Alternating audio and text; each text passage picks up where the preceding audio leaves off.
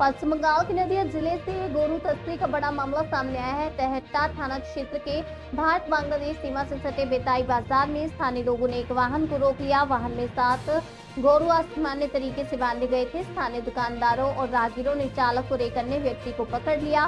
तुरंत पुलिस और बीएसएफ को सूचना दी। मौके पर पहुंची बीएसएफ और तेहट्टा थाना पुलिस ने गोरुओं को वाहन से उतारा। इनमें 5 बड़े और 2 छोटे गोरू शामिल थे।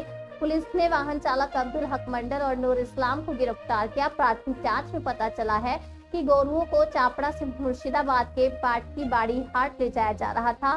स्थानीय लोगों का कहना है कि गोरुओं की हालत बेहद खराब थी, जैसे कई दिनों से उन्हें खाना पीना नहीं मिला हो।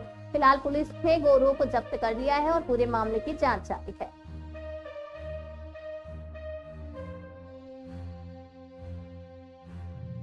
ঘটনাটা কি গরু নিয়ে কি একটা উত্তেজনা তৈরি হয়েছে বেতা প্লিজ একটু ঘটনাটা যদি বল। আজকে সকালবেলায় লক্ষ্মীগঞ্জ যেগুলো থাকে ভুটভুটি সেগুলো 7খানা গরু যাচ্ছিল পাটিকাবাড়ি মুর্শিদাবাদ যে উইকলি যে হাটটা হয় ইন দি মেন টাইম বেতায় গরুগুলোকে লোকাল যারা আছে তারা আটকান। কারণ একটা লক্ষ্মীগঞ্জে অনেকগুলো গরু যাচ্ছে টুইলিটি এক চলে আসে। তারপরে পুলিশও পৌঁছায় এবং বিএসএফ পৌঁছায়, একসঙ্গে কথা বলে জিনিসগুলোকে আমরা অ্যারেস্ট করি লোক দুটো এবং গরুগুলোকে উদ্ধার করে আমরা থানায় নিয়ে যাচ্ছি। কোথা থেকে কোথায় নিয়ে যাচ্ছিল গরু? চাপড়া থেকে মুর্শিদাবাদে পাটিকাবাড়ি উইকলি যে হাট হয় সেখানে যাচ্ছে।